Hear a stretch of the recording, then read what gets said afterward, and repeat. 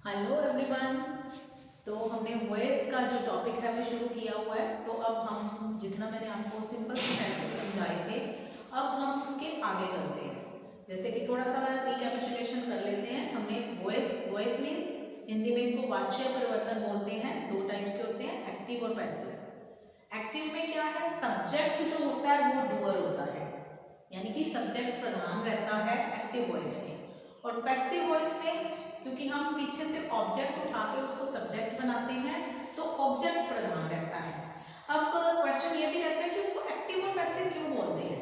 Active इसलिए बोलते हैं कि सब्जेक्ट उसमें एक्टिव रहता है, और पैसिव वॉइस को पैसिव वॉइस इसलिए भी कहते हैं कि उसमें सब्जेक्ट जो है वो पैसिव होता है क्योंकि ऑब्जेक्ट है वो एक्टिव हो जाता है, यानी कि उल्टा हो जाता है। तो इसलिए उसको एक्टिव और पैसिव बोला जाता है। तो सिंपल सेंटेंसेस जो है वो मैंने आपको करवा दिए थे। तो आज हम जो करने जा रहे हैं, मैंने उसकी एक्सरसाइजेस में 5 सेंटेंसेस आपको दिए थे, वो आई होप कि आपने वो सॉल्व कर लिए होंगे। तो अब हम जो आज कर रहे हैं वही सिंपल सेंटेंसेस ही करेंगे, लेकिन अब हम उसके नेगेटिव और इंटरोगेटिव जो सेंटेंसेस हैं उनको कैसे सॉल्व करना है वो मैं आज आपको बताऊंगी। और उससे पहले, जैसे कि मैंने आपको पहले लेक्चर में ये बताया था कि कुछ सेंटेंसेस ऐसे होते हैं जहाँ पे बाय नहीं लगता है, बाय की जगह पे प्रेपोजिशन लगती है। और अब मैं कुछ सेंटेंसेस आपको ऐसे बता रही हूँ जिसमें ऑलरेडी प्रेपोजिशन होती है, आपको उसको एज इट इज उठा के साथ में बाय भी लगाना है। तो वो सब करने से पहले, वो सब समझाने से पहले मैं आपको एक बार फिर से रूल्स जो है वो दोबारा बता देती हूँ। तो फर्स्ट रूल अपना क्या था, पीछे से आपने क्या उठाना है, ऑब्जेक्ट। ऑब्जेक्ट जो है वो क्या बन जाएगा, सब्जेक्ट। सेकेंड रूल, आपने हेल्पिंग वर्ब लगाना है। थर्ड रूल इज वर्ब की third form. Fourth rule by लगाना है, कुछ एक्सेप्शंस हैं वो मैंने आपको बता दी हैं। एंड फिफ्थ रूल फर्स्ट का ऑपोजिट है, फिफ्थ में आपने सब्जेक्ट को ऑब्जेक्ट बनाना है। तो एक्टिव वॉइस में क्या रहेगा, एक्टिव में क्या है, सब्जेक्ट एक्टिव होता है। जैसे मैं खाना खाता हूँ तो मैं सब्जेक्ट है, मैं एक्टिव है। पैसिव वॉइस में क्या होता है, खाना मेरे द्वारा खाया जाता है, यानी कि जो मैं था वो पैसिव हो गया है। तो यहाँ पे खाना जो कि ऑब्जेक्ट था वो एक्टिव हो गया है। तो इसीलिए इसको जहाँ पे सब्जेक्ट जो है पैसिव हो जाता है और ऑब्जेक्ट एक्टिव हो जाता है, तो इसीलिए उसको पैसिव वॉइस कहते हैं। यानी कि उसका पैटर्न है, उसमें सब्जेक्ट है, पैसिव हो गया है। तो ये रूल आपको फिर से एक बार रिमाइंड कर लो, यही करने हैं। अब मैं बात कर रही थी जहां पे ऑलरेडी प्रपोजिशन होती है। जैसे एक सेंटेंस लिखती हूँ, the headmaster gave away the prizes. अब गिव अवे होता है देना, ये सेकंड फॉर्म लगी हुई है गिव अवे। अब ये इसके साथ प्रपोजिशन ऑलरेडी देयर है, ऑलरेडी वहां पे प्रपोजिशन दी हुई है। तो वही जो रूल है, आपने इनको पहले आपने अलग करना है तो अलग कर सकते हो। Headmaster is subject, give away, अब इसको इकट्ठा उठाएंगे, प्रपोजिशन को साथ ही रखेंगे।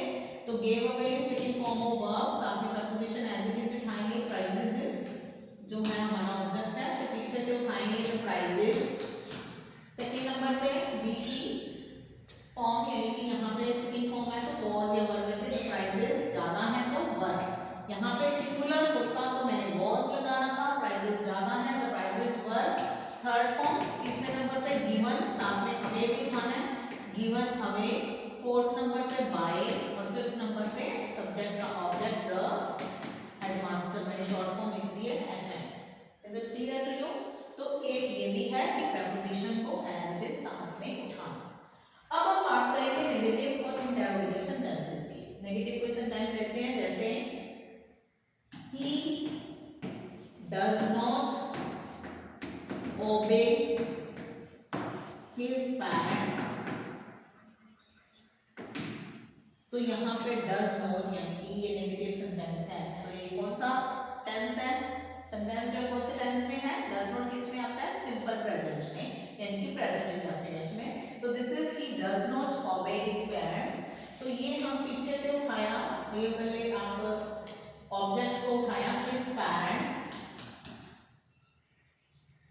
अब ये क्योंकि सिंपल प्रेजेंट में है तो सिंपल प्रेजेंट में हमने हेल्पिंग वर्ब कौन सा लगाना है, इज, एम या आर में से एक।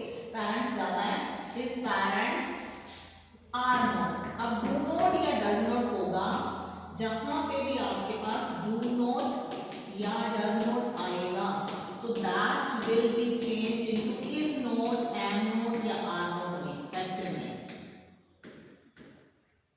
साथ में नॉट लगा, ये याद रखना है।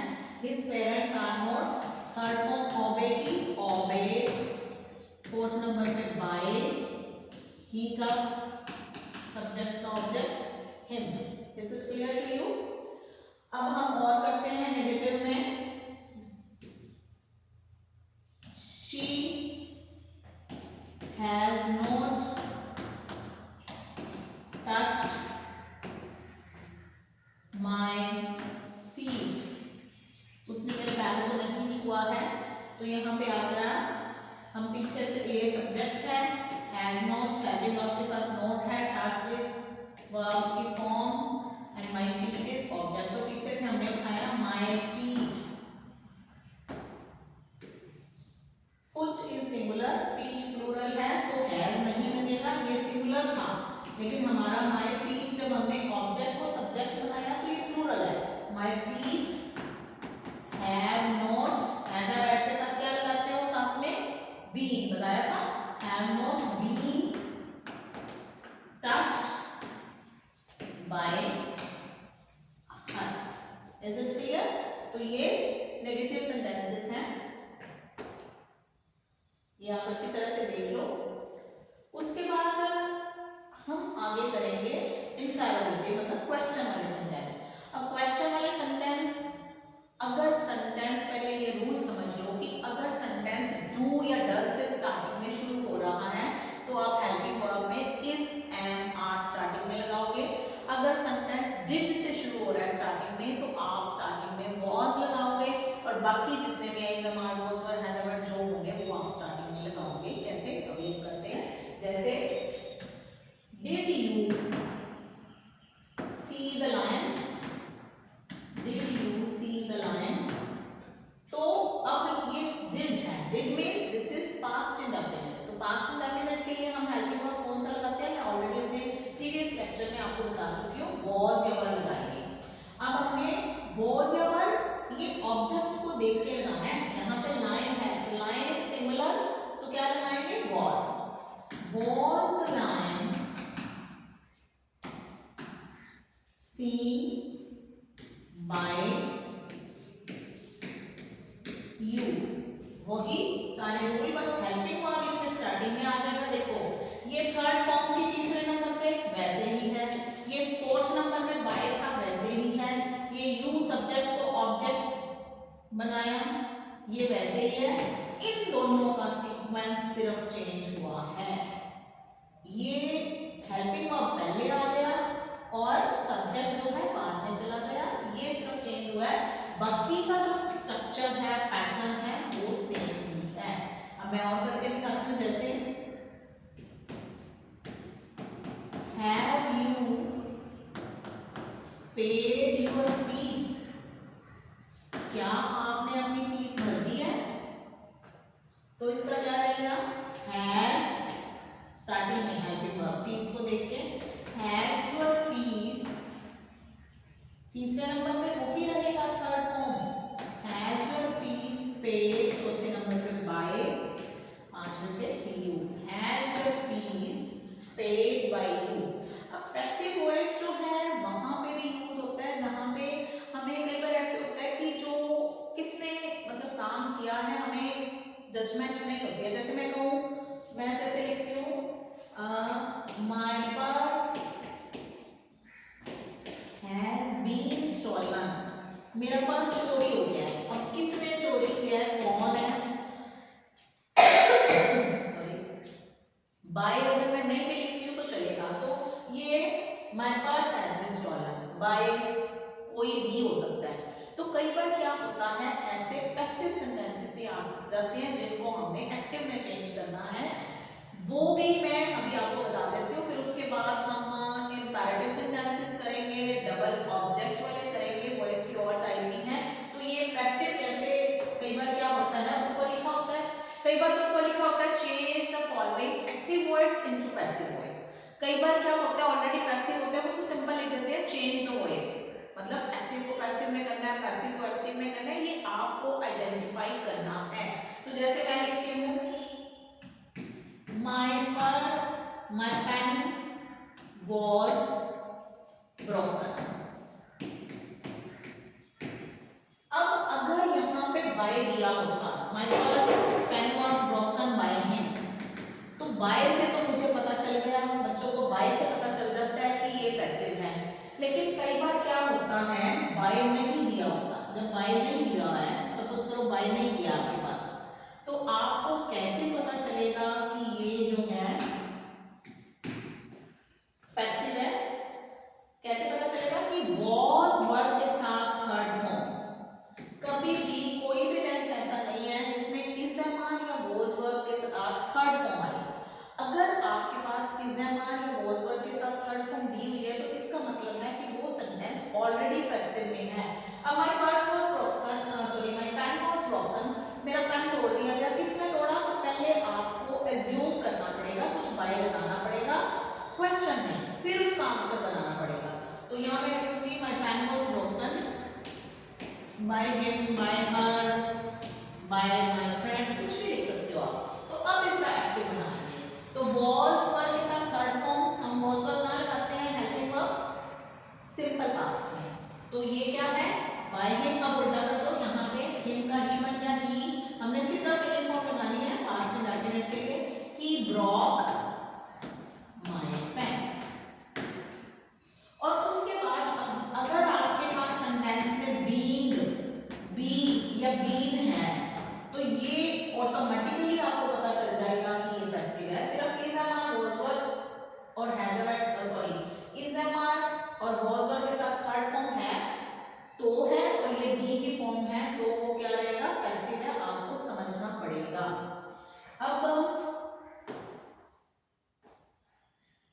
जैसे इसका ऑन करते हैं, my friend has been invited. अब आपको कैसे पता चला कि ये पैसिव है? क्योंकि यहाँ पे बीन है, और बीन हम कब लगाते हैं? पैसिव में लगाते हैं। My friend has been invited, मेरे फ्रेंड को इनवाइट किया गया है, तो किसने इनवाइट किया है ये आपको अज्यूम करके लगाना पड़ेगा। तो ये बनेगा my friend has been invited, साथ में लगा देंगे बाय मी, बाय मी हो गया, तो ये हमने अज्यूम कर लिया बाय मी। अब इसका एक्टिव बनाएंगे, यानी कि ये ऑलरेडी पैसिव है तो हम इसका एक्टिव बनाएंगे आई हैव, क्योंकि हैज है बैठा है तो हम परफेक्ट नहीं बनाएंगे ना, I have invited my friend। समझ आ गया? अब उसके बाद हम कर रहे हैं कंटिन्यूअस में, अगर जैसे है the deer was being chased। अब देखो, अब आपको कैसे पता चला कि ये पैसिव है? क्योंकि यहाँ पे बीइंग है, बीइंग से पता चला कि आपको ये पैसिव है। तो बीइंग का मतलब क्या है? आईएनजी वाला सेंटेंस ही आपको बनाना है ना, तो किसमें बनाओगे? कंटीन्यूअस में। The deer was being chased, अब किसने डियर को चेस किया? डियर का पीछा किसने किया? तो हम किसी का भी लिख देंगे बाय हिम, उसने किया। तो हम इसको कंटीन्यूअस बनाएंगे, ही वाज चेज का चेजिंग बन जाएगा chasing the deer. I hope this is clear to you. तो ये जो है आपको पहले कैसे दिए होंगे, जैसे ड्यूटी शुड बी डन। अब शुड के साथ बी लगा है, शुड के साथ बी लगा है तो इसका मतलब क्या है? ऑलरेडी ये पैसिव है। अगर ऑलरेडी पैसिव है तो इसका हमें साथ में बाय एज्यूम करना पड़ेगा, by duty should be done by us, हमें अपनी ड्यूटी जो है वो करनी चाहिए। तो हमें क्या इसका एक्टिव क्या बनेगा? वी शुड डू, डन की first form do, our duty. पे नहीं है, वी शुड डू ड्यूटी। आई समझ? अब उसके बाद हम कर रहे हैं इंटरोगेटिव सेंटेंसेस। नेक्स्ट जो है वो इंटरोगेटिव सेंटेंसेस है। फिर उसके बाद 2-3 टाइप्स रह जाएंगी, वो हम अपने अगले लेक्चर में करेंगे। तब तक आप इनको अच्छी तरह से प्रैक्टिस करोगे। तो इंटरोगेटिव सेंटेंसेस की बात करते हैं। Are you helping the poor? तो इस पीछे से उठाया पुअर को प्लूरल में काउंट करना है। Are the poor being helped? Are you helping the poor? Are the poor being helped इतना भी लिख तो चल जाएगा। अगर आपने इसके आगे लिखना है बाय तो आप लिख भी सकते हो। Are the poor being helped by you? अभी हम क्वेश्चन मार्क लगाएंगे क्योंकि ये क्वेश्चन वाला है। उसके बाद do you love your country?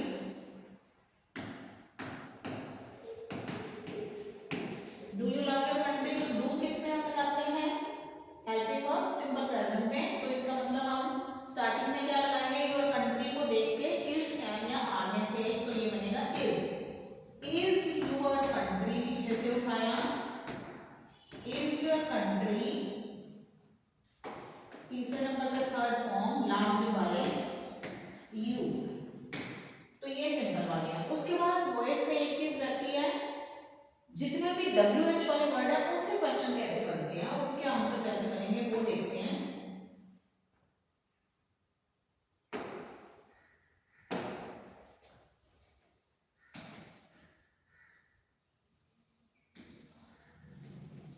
Why did she beat you? उसने आपको क्यों मारा? Why did she beat you? अब जितने भी WH वाले वर्ड हैं, why है, which है, when है, where है, वो as it is उठाया जाएगा, सिर्फ एक who को छोड़ के। who वाले कैसे बनते हैं मैं बताऊंगी, अभी आप इनको देखेंगे। why did she beat you? तो why जो है, which है, when है, where है, ऐसे ही रहेगा why को why। उसके बाद did है तो आपने हेल्पिंग वर्ब लगाना है, कौन सा? was या were में से। why was you? अब was के साथ you नहीं लगता क्योंकि हमने you उठाया है, तो हमें पहले you को देखना पड़ेगा। you को देख के लगाएंगे तो ये क्या बनेगा? why were you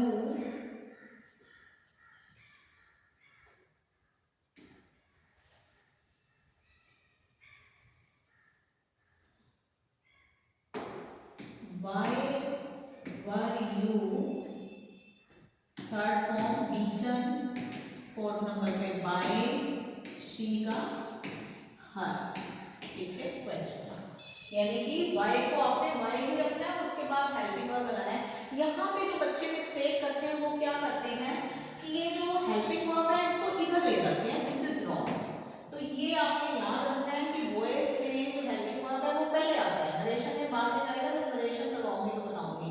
तो वॉइस में हेल्पिंग वर्ब जो WH वाला वर्ड है उसके बाद रहेगा, फिर सब्जेक्ट आएगा, ये जरूर याद रखना है। जैसे बच्चे लिखते हैं why you were beaten by her, तो ये रॉन्ग है। उसके बाद which color do you like? तुम कौन सा कलर पसंद करते हो? ये क्वेश्चन है। तो ये which कलर का which कलर ही रहेगा। उसके बाद do है तो इसे मारने से is like by you। अब बात करते हैं what, which, when, where को आपने चेंज नहीं करना। अब बात करते हैं जिसको चेंज करना है। चेंज आपने करना है who को। जैसे who teaches you, आपको कौन पढ़ाता है? तो who will be changed into by who। by who teaches यानी कि फर्स्ट फॉर्म के साथ एस है तो हेल्पिंग वर्ब क्या रहेगा? is, एम या आर में से एक by आर यू टोट?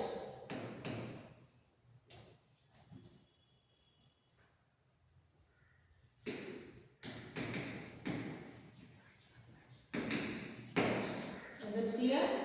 तो ये क्वेश्चन वाले जो सेंटेंस हैं, जो सिंपलिज्म और रोजमर्रा से क्वेश्चन शुरू हो रहे हैं या क्वेश्चन इससे डू डज से शुरू हो रहे हैं, आप एक दो और मैं सेंटेंसेस क्वेश्चन वाले लिखती हूँ, जैसे are you respecting your teachers? तो इसका क्या बनेगा? आर है तो आर ही आगे लेना है, आर पीछे से उठाया योर टीचर्स, आईएनजी वाले में बीइंग लगाते हैं, being respected by you. Is it clear? ये अच्छी तरह से देख लो और एक दो कर लेते हैं।